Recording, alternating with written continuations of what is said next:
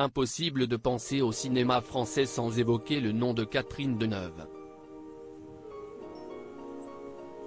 Entre Belle de jour, 1967, Le dernier métro, 1980, Indochine, 1992, et De son vivant, 2021, l'actrice qui fêtera ses 80 ans en 2023 ne compte plus les chefs-d'œuvre dans lesquels elle a tourné.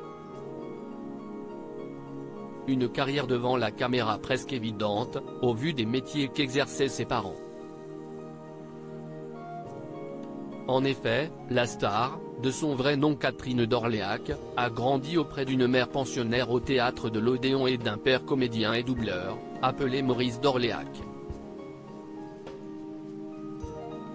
À l'occasion de ce dimanche 26 mars, jour de la naissance de ce dernier en 1901 dans le 6e arrondissement de Paris, gala.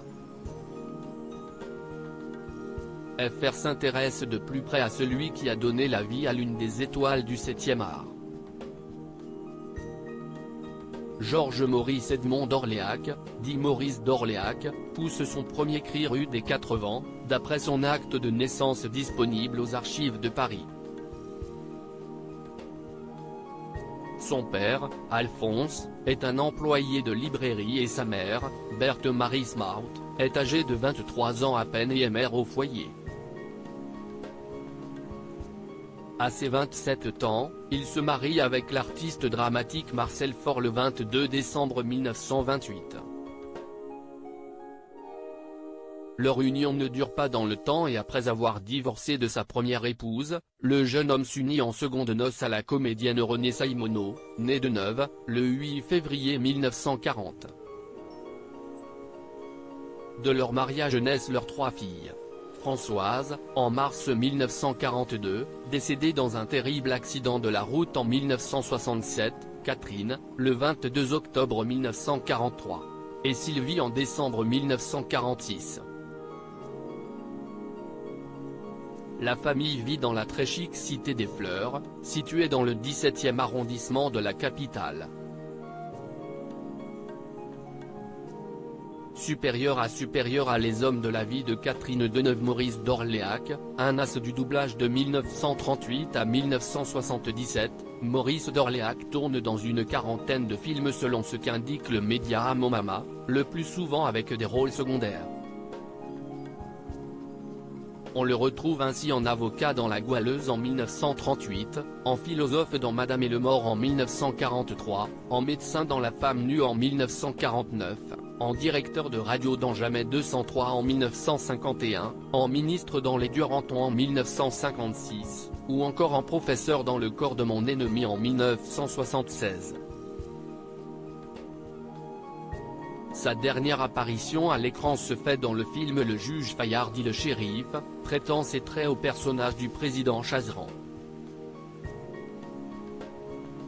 Dans sa biographie non autorisée intitulée Deneuve, l'affranchie, écrite en 2007 et reprise par l'Obs, le journaliste Bernard Violet dévoile par ailleurs que l'acteur aurait participé à 76 émissions de Radio Paris et à 2 courts-métrages propagandistes durant la Seconde Guerre mondiale, et fait l'objet, en 1945, d'une sanction d'indignité nationale.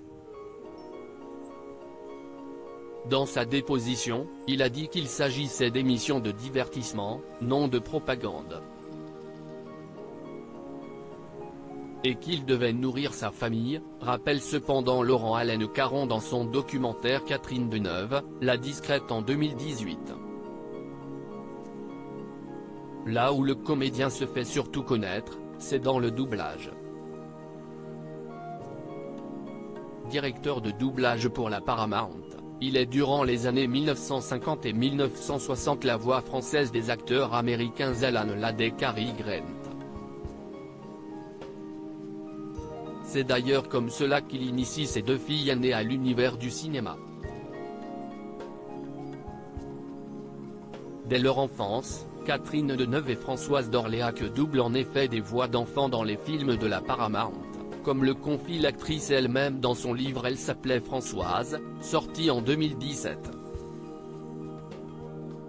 Maurice d'Orléac décède le 4 décembre 1979 à l'âge de 78 ans, à Paris, tandis que Catherine Deneuve tourne le drame de Claude Lelouch à Nous deux avec Jacques Dutronc.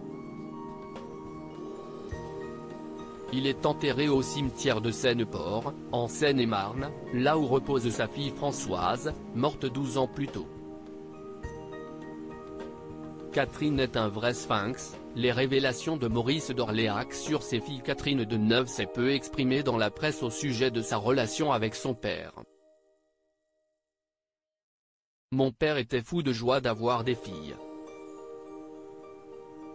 Leur réussite était pour lui ce qu'il y avait de plus fabuleux, confiera-t-elle un jour aux médias, reprise par Téléstar. De son côté, Maurice d'Orléac avait fait quelques révélations au sujet de l'éducation de ses 3 filles en avril 1966 pour l'Écho-Républicain. Nous avons beau, ma femme, René Saïmono et moi, être des comédiens, nous avons élevé nos filles très bourgeoisement, avec des heures de repas et de travail bien réglés. Ce qui explique le légendaire port de tête altier de la star de 8 femmes, ainsi que son style très parisien qui a fait sa renommée. Maurice d'Orléac avait poursuivi en décrivant les différents caractères de Françoise, Catherine et Sylvie. Elles sont tellement différentes. Françoise n'a pas besoin de parler, son visage, son attitude, sa manière d'arranger ses cheveux ou son écharpe traduisent son état d'âme, tandis que Catherine est un vrai sphinx. Allez donc savoir ce qui trotte dans son cerveau, avait-il commencé. Et de se souvenir de l'enfance de sa cadette, déjà quand elle était petite, elle gardait ses secrets, alors vous imaginez ce qui se passa quand a commencé sa vie de femme avec ses joies, ses drames. Pour finir, le père de famille avait évoqué sa petite dernière, qui, à l'encontre de ses sœurs Françoise et Sylvie, elle ne voulait pas devenir actrice, son idéal, c'était un foyer avec un mari et des enfants, une existence paisible, faite de petits bonheurs. Rien d'extraordinaire à cela. La Benjamine des d'Orléac tente de s'initier à la passion de son père pour le cinéma durant son adolescence, tournant dans 3 films, puis devenant la secrétaire de sa sœur Catherine pendant 38 ans. Crédit photo, Rindoff Board.